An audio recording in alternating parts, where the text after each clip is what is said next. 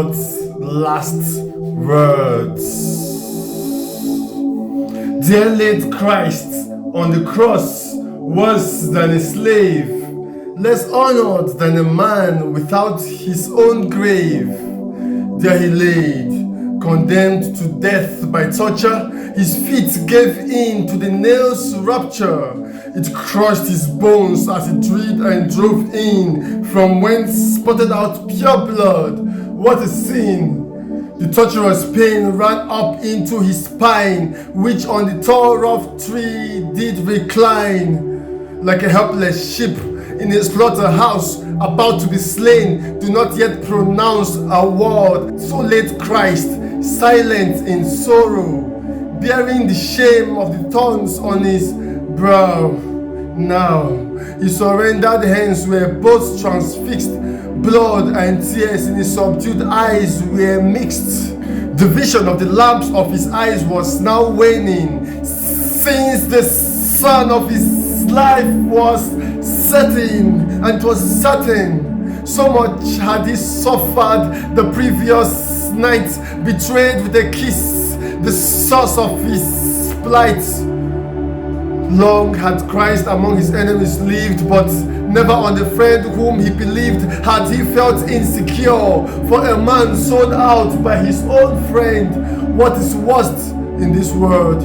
Now the wood was planted into the ground as Christ hung, overlooking those around. Between two thieves, it was easy to say he was a convicted thief in a way, for the way the metallic whips lodged on his back, leaving out prints of blood and bony cracks, the way on his head the crown of thieves sat, the way dried blood stuck on his breast too, the way his torn cloak set for a game of dice, the way they mocked him. You might want to think twice and say, could this man not be worse than those two? By this suffering he must have breached the law too.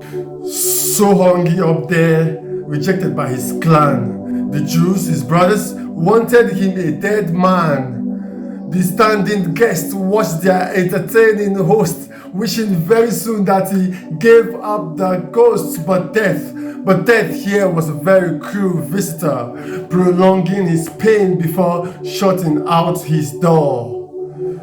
Meanwhile, dehydrated of water and of blood, he cried, I thirst!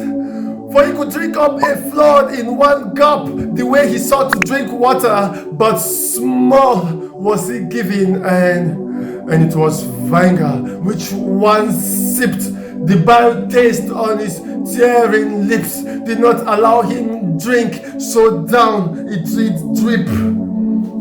Christ could command a vial of elixir to quench his eager taste, or a wreath of feel to replace the thistles, or a crown of gold, or berry to sit on his head. He could fold life like a scroll and squeeze that day in one page.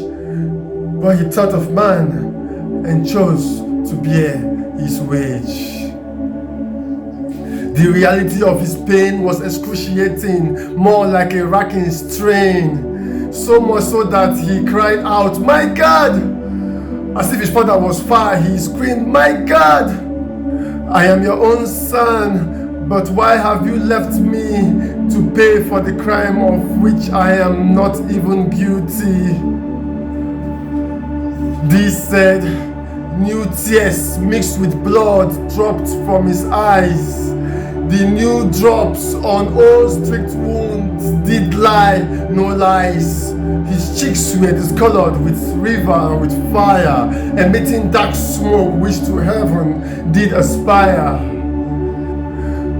First time in his eternal life, the scared blemish of sin stained his soul, sin not his own, to perish like a lamb, the worst to be severed from his guard. No state is worse, for this is death, but the second. The load of mankind's sin was on his shoulders charged, weighing far more than the age universe at large. The touch of his godly essence deserted him.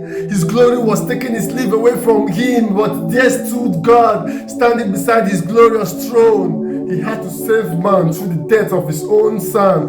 Thus Christ cried to regain that presence that was lost, but he was not yet through paying salvation's cost.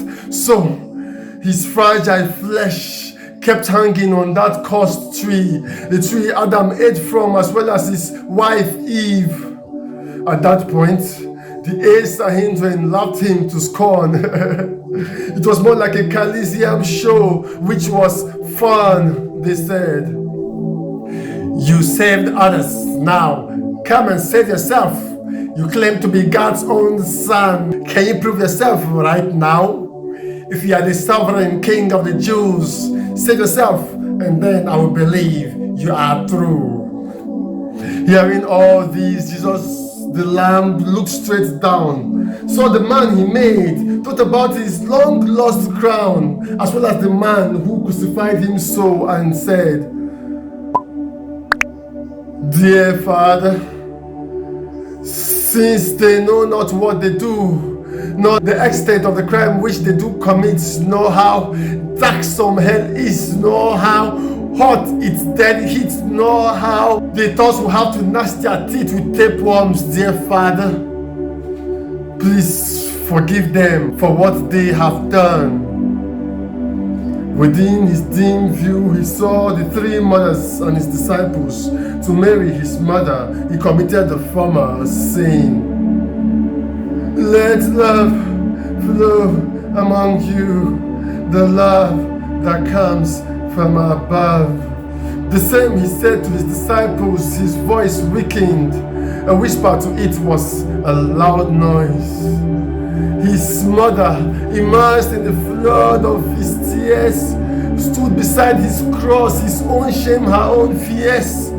The water in her eyes like an ocean flowed down her cheeks in great influx. The sun that glowed was getting quenched by the aspiring vapor stemming from her cheeks, shedding tears without labor. Meanwhile, the two culprits standing at both ends had their own share of grief, so that one said, Friend, aren't you Christ? This is the time to prove that. Save your poor self and save us. Only for that will I believe you are Christ. Seeing they say is believing, so will I that day. Shut up there, his partner in crime retorted. For the fear of God, nothing reported of this innocent fellow was ever true. Unlike me, guilty, and so are you. Then to fainting Jesus he turned. Messiah, I have been a thief as well as a liar. I have cut short the life of the young. I have done vile and filthy things with mind, heart, and brave. But today, I demand your mercy, O wise one, and do not forget me in paradise.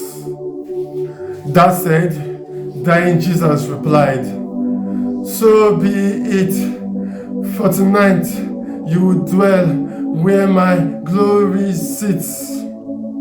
Now, cruel death's venomous sting was about to pierce through his heart and suck his life out. Death, devil's accomplice, stood close to Christ, waiting soon to tie his chain round his wrist. For Christ, once in his life, was downtrodden in spirit as he laid on the wooden cross. Thought said he, since he could no more hold, and since his heart to beat was no more bold. Father, unto your hand I commit my spirit. Still, death by this time had yet to lay complete grip upon his body, for this was Christ, and somehow his glory still shone through his pure and holy essence. On his dying face remained innocence. Not the devil could believe God was dead, though he made bold to lose the crown on his head to live among men. But this love was much, to die for man who would never do such. Now, the night descended in a sudden rush, the sun's flame put out by Mary's eye gush. Those who watched him were struck with awe and fear, knowing that nature to his grief gave ears. For the sky was now covered with dark gloom. They thought it was their day of doom, so each ran for his head, confirming him as the Christ they killed him for, Elohim. But Christ, now giving up the ghost at last, knew the purpose of his birth was almost past. Before his spirit vanished, he let out his last words. It is finished.